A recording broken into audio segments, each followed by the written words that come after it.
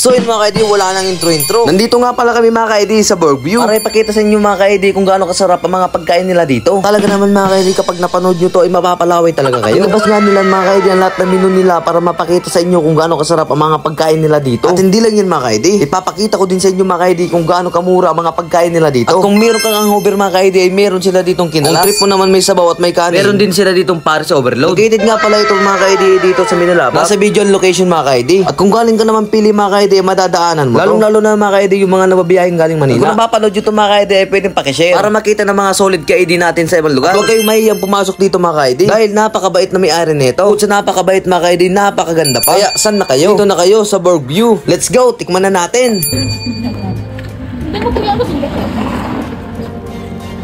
May hangover daw, kape ka. Tatakam na ako eh. Alam ko man ang ano.